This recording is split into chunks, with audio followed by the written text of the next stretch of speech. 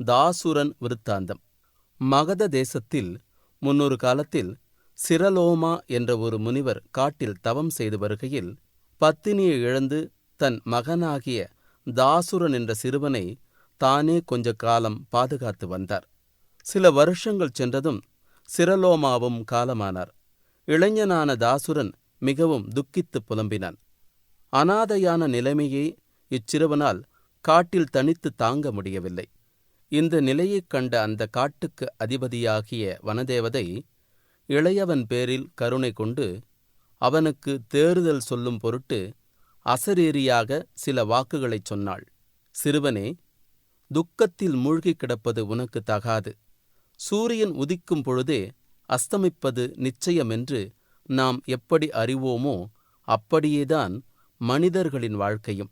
இதை அறிந்தும் மேலும் நீ தவத்திலும் ஞானத்திலும் சிறந்த பிராமணன் புத்திரனாக இருந்தும் இவ்வளவு பரிதபிக்கும் நீ உன் முன்னேற்றத்தை குறித்து பிரயத்தனம் செய் என்று சொல்லி நிறுத்தினாள். இதைக் கேட்டதும் தாசுரன் சற்று சிந்தையில் ஆழ்ந்து சொற்ப நேரத்திற்கெல்லாம் ஒரு முடிவுக்கு வந்தான். இந்த முடிவின் பிரகாரம் மிகவும் அசுத்தமான பூமியில் வாசம் செய்து கொண்டு நித்திய கர்மங்களைச் செய்வது சரியல்லவென்று அவனுக்கு தோன்றிற்று. ஆகையால் அந்த காட்டை அலங்கரித்து வந்த ஒரு பெரிய மரத்தின் மேல் தவம் செய்வதே சரியென்று தீர்மானித்து அப்படியே செய்யத் தொடங்கினான்.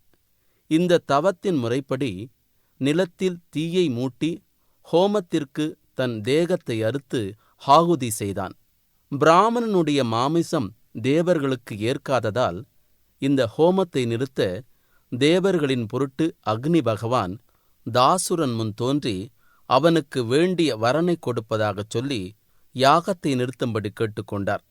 கிடைத்த வரப்பிரசாதத்தால் அக்காட்டில் மேரு பருவதத்தைப் போல் ஒரு பிரம்மாண்டமான மரத்தை உற்பத்தி செய்து கொண்டு இவ்வுலகத்தில் இருப்பது போல மர உலகத்திலும் ஏற்பட்ட பறவை சம்சாரங்களுக்கிடையில் தாசுரன் தன் தவத்தைத் தொடங்கினான்.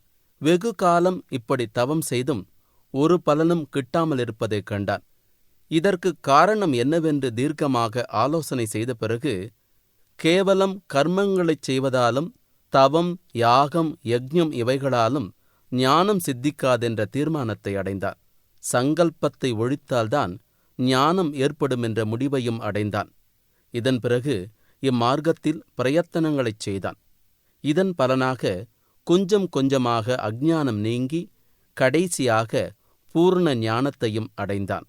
ஒரு நாள் அங்கே அருகில் வசித்து வந்த ஒரு அப்சரஸ் தாசுரனிடம் வந்து வணங்கி தான் அனாதையாக அக்காட்டில் காலத்தை செலுத்தி வருவதாகவும் ஆகையால் தன்னை ஆதரவு செய்யும் பொருட்டு முனிவர் தன்னுடன் கூடி வாழ வேண்டுமென்றும் கேட்டுக்கொண்டாள்.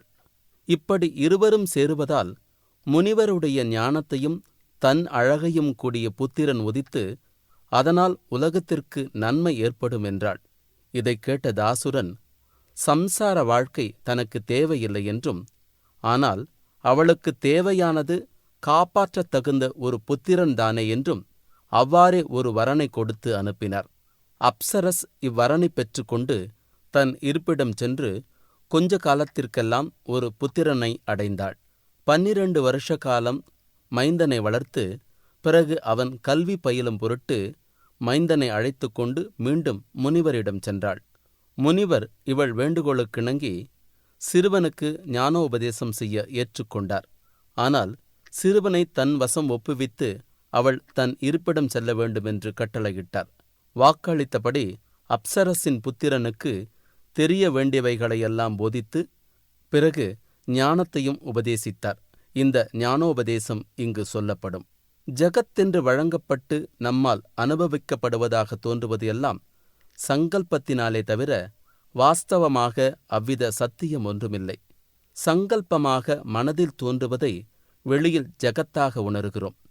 சங்கல்பமின்றி இருக்கையில் வெளித்தோற்றங்களுக்கும் யாதொரு உருவமும் இல்லை. இருக்கை என்னும் தன்மையும் கிடையாது. அல்லது உருவம் இருப்பதாக கொண்டாலும் அவ்வுருவத்தில் காணும் மாறுபாடுகள் சங்கல்பத்தில் இருக்கின்றனவே தவிர வஸ்துக்களில் கிடையாது. ஏனெனில் இவ்வஸ்துக்கள் அவைகளிலிருக்கும் நிலைமையிலேதான் இருக்க முடியும். ஆனால் அவைகள் அளிக்கும் தோற்றங்களோ மாறுபாடுகளை அடைந்தவைகளாக இருப்பதால் இம்மாறுபாடுகள் மனோ விகாரங்களென்றாகும். இவைகளே சங்கல்பம் எனப்படும். ஆகவே பிரபஞ்சத்தின் விஸ்தரிப்புக்கு காரணமாக உள்ள மனோபாவங்கள் மனத்திலேயே உதித்து வெளிப்பதார்த்தங்களை கருவிகளாக கொண்டு இவைகள் மனதால் அனுபவிக்கப்பட்டு இவ்வனுபவங்களே பிரபஞ்சம் என்னும் தோற்றமாகின்றன. ஆகையால் சங்கல்பம் அல்லது பாவனைதான் பிரபஞ்சம், சம்சாரம். முக்தியை அடைய சங்கல்பத்தை ஒழிக்க வேண்டும். இதை ஒழிக்க ஆராய்ச்சியும் முயற்சியும் தான் பிரதானம். முயற்சியாவது பிரபஞ்சம் சத்தியமல்லவென்ற அறிவு மனதில் வேரூன்றும்படி சதா எத்தனிப்பதே. இது அனித்தியம், எக்காலத்திலும் இருக்கவில்லை. அது இருப்பதெல்லாம் நம் மனதில்தான். மனம் அடங்கினால் பிரபஞ்சமும் மனதில் நாசமடைகின்றது.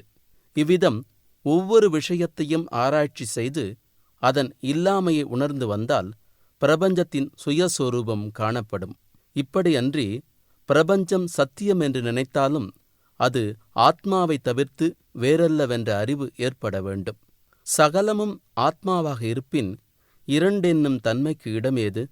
ஆதலால் இவ்விதமும் மனதில் சங்கல்ப விகல்பங்கள் ஏற்படாமல் இருக்கும்.